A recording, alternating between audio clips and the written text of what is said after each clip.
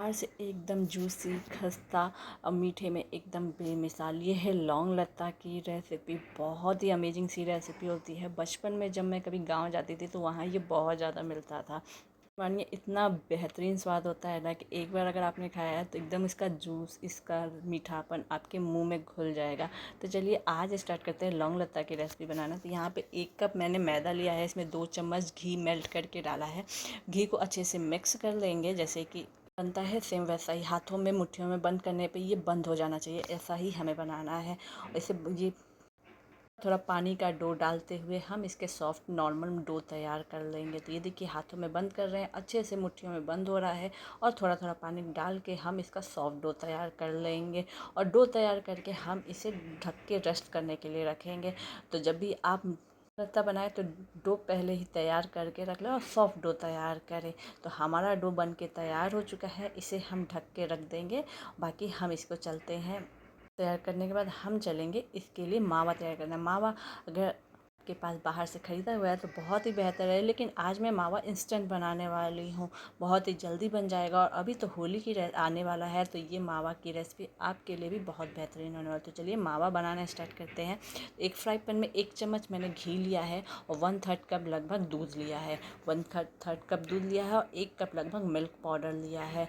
और इनको अच्छे से मिक्स करेंगे जब तक कि ये अच्छे से थिकनेस नहीं मिल जाता है।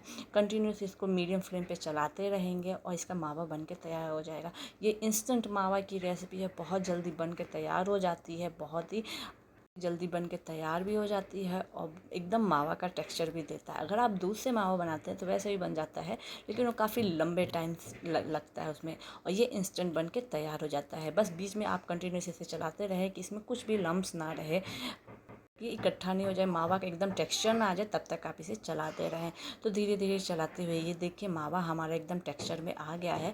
गैस का फ्लेम बंद कर देते हैं और चलते हैं इसको निकालने पे। तो देखिए एकदम इंस्टेंट मावा बन के तैयार हो जाता है ना। और अगर आपको मावा खरीद नहीं पा रहे हैं इस होली, तो इस तरीके से मावा ज़रूर बना लें। तो ये हमने मावा भी तैयार कर लिया है। देख रहे हैं कैसे एकदम इकट्ठे हो गए हैं और एकदम का टेक्सचर भी आ गया है। तो चलिए इसे निकाल लेते हैं, एक बाउल में ट्रांसफ़र कर लेंगे। बाउल में हम इसे ट्रांसफ़र करेंगे और साथ में हम बहुत सारी चीज़ें भी डालने वाले हैं। लौंग लत्ता में बहुत सारी चीज़ें जाती हैं मावा के साथ। मावा की स्टफिंग बनती है इसमें, तो इसमें साथ ही साथ अब इसमें मैं कुछ ड्राई फ्रूट्स डाल रही हूँ, जैसे काजू, बादाम, नारियल का बुरादा डाल रही हूँ और साथ में ले रही हूँ इलायची कूट के। इलायची के लिए एक इमाम दस्ते में 2 इलायची डालेंगे। इलायची को छील के मैं इसको क्रश कर लूँगी। अगर आपके पास इलायची पाउडर है तो आप उसका भी यूज कर सकते हैं। तो इसको हमने क्रश कर लेते हैं और इसको डाल लेते हैं। साथ में डालेंगे 2 चम्मच शक्कर।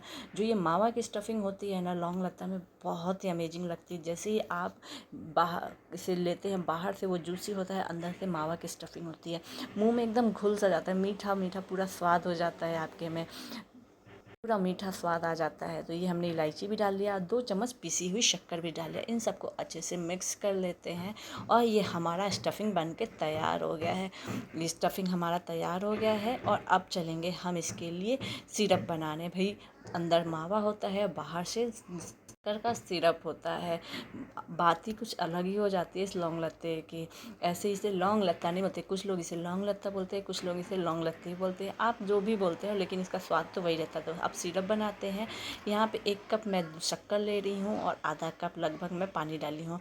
शक्कर को पानी में एकदम डिज़ोल्व होने देंगे, चिपचिपी चाशनी बना लेंगे। चिपचिपी चाशनी बना लेंगे। साथ में यहाँ पे मैं डाल रही हूँ 2 से 5 लगभग मैं केसर के रेसे डाल रही हूँ और एक बार चेक कर लेते हैं। अगर ये चिपचिपी चाशनी बन के तैयार हो जा रही है तो हम गैस का फ्लेम बंद कर देंगे। यहाँ पे हमें कोई तार की चाशनी नहीं तैयार करनी, नॉर्मल एक चिपचिपी चाशनी तैयार कर ली है। अब हमारा स्टफिंग भी बन के तैयार हो गया, हमारा चाशनी भी बन के तैयार हो गया। अब चलते हैं लौंग लत्ता का एकदम मेन प्रोसेस में। तो हमने आटा जो गूँथ के रखा था उससे छोटी छोटी लोइयाँ ले लेंगे। इनका छोटे शेप में पूरियों का शेप दे देंगे। जैसे पूरियाँ बनाते हैं ना, सेम उसी साइज़ में हमें पूरियाँ तैयार कर लेनी है। अब पूरियाँ तैयार हो गई हैं, थिकनेस एकदम पतली रखा है मैंने। अब बीच में हमने मावा का स्टफिंग रखना है, एकदम बीचों बीच सेंटर में आपको मावा का स्टफिंग रखना है। पूरियों के एकदम सेंटर में मावा का स्टफिंग रखेंगे। चारों साइड हम पानी का लेयर लगा लेंगे। हमें इसे जब हम इसे चिपकाएंगे तो ये काफ़ी हेल्पफुल रहेगा। अब जैसे चौकोर साइज का पराठा बनाते हैं, सेम उसी साइज़ में हम 2 साइड से इसे फुल कर लेंगे। और जो अच्छे से चिपका लेंगे। और जो किनारे के जो बचे हैं ना, इनको देखिए कैसे करते हैं। इसको बैक साइड में ले चलते हैं और इनको फ़ोल्ड कर लेंगे। देखिए मैंने बैक साइड में ले गया ना, ऐसे फ़ोल्ड कर लेंगे। अब इसके ऊपर इसको फ़ोल्ड करने के बाद, एक के ऊपर एक फ़ोल्ड करने के बाद हमें क्या करना है, हमें लॉन्ग से इसे कवर करना है। एक लॉन्ग लेते हैं और इसे कवर कर देते हैं। तो ये देखिए हमारा लॉन्ग लत्ता ये हमारा इसी तरह से बनता है। इसे लॉन्ग लत्ता क्यों बोलते हैं, इसके ऊपर का जो लेयर को हम कवर करते हैं वो लॉन्ग से करते हैं। एक दूसरा भी बना के मैं आपको दिखाती हूँ। एक पूरी लिया, बीच में हमने मावा की स्टफिंग लिया और चारों साइड पानी का लगा लिया, पानी का एक लेयर लगा लिया। अब सेम चौकोर साइज की, जैसे हम पराठा बनाते हैं ना, वैसे हमने दो साइड से इसे कवर किया है। और जो साइड है उनको हम अच्छे से पैक करेंगे और बैक साइड ले जाते हुए हम इसे कवर करेंगे। देन उसके ऊपर हम लॉन्ग का एक लेयर लगा देंगे, लॉन्ग से पैक कर देंगे, लेयर नहीं लगाएंगे, लॉन्ग से पैक कर देंगे। तो ये देखिए हमने इसे लॉन्ग से पैक कर दिया है और हमारे लॉन्ग लत्ता बन के तैयार हो गए हैं। इतने में मेरे लगभग 7 से 8 लॉन्ग लत्ता बन के तैयार हुए थे। अब हमारा ये लॉन्ग लत्ता बन के तैयार हो गया है। अब चलते हैं फ्राई करने का, और डीप फ्राई करेंगे। गरम तेल में मीडियम फ्लेम पे रखते हुए, मीडियम टू लो फ्लेम पे रखते हुए हम इसे डीप फ्राई करेंगे और इसे कंटिन्यूस पकाते रहेंगे। मतलब आपको इसे 7 से 10 मिनट तो आपका लग ही जाएगा, 8 से 10 मिनट आपका टाइम लग जाएगा। लो टू मीडियम फ्लेम पे रखेंगे, गैस का फ्लेम लो टू मीडियम रहेगा, लेकिन जो तेल होगा वो गर्म होना चाहिए। अगर आप गर्म तेल में अगर आप इसे फ्राई करते हैं तो ये बहुत तेल ऑब्जर्व करेगा। प्याज में अगर आप पकाते हैं तो ये बाहर से तो क्रिस्पी लगेगा लेकिन अंदर से नहीं पका होगा। तो मीडियम फ्लेम पे, लो टू मीडियम फ्लेम पे अगर आप इसे कंटिन्यूस पकाते रहते हैं तो बहुत ही खस्ता कुरकुरी बनती हैं। कुछ चीज़ें ही बस हमें अलग कर देती हैं हमारे हलवाइयों से। अगर ये चीज़ें हम ध्यान दे दें तो एकदम हलवाई स्टाइल में लौंग लत्ता बन जाएगा आपका। इसे कंटिन्यूस उलटते पलटते रहेंगे जब तक कि एकदम सुनहरे कलर में नहीं आ जाता है, तब तक हम इसे पकाते रहेंगे। ये देखिए जैसे जैसे ये पक रहा है, इसका सुनहरा कलर आता जा रहा है, एकदम हलवाइयों जैसा अभी बन रहा है, बहुत ही अमेजिंग सा लग रहा है। तो ये देखिए हमारा एकदम सुनहरे कलर में जब ये आ गया है तो बड़े वाले झरने की हेल्प से हम इसे निकाल लेते हैं और इसे हम शुगर सिरप में डालेंगे। तो इसे देखिए हम निकाल लिए हैं और इसे शुगर सिरप में चलते हैं डालने। इसे निकालने से क्या होता है, जो आपकी या किसी चीज़ में आपका जो एक्सेस तेल होता है ना, वो निकलने में आसानी रहता है। इसे हम अच्छे से निकाल लिए हैं और अब चलते हैं इसे शुगर सिरप में डाल के हम इसे 10 मिनट तक छोड़ देंगे। इसे शुगर सिरप में कोट होने देंगे, जैसे कि जो चाशनी है वो अच्छे से इसमें मिक्सअप हो जाए।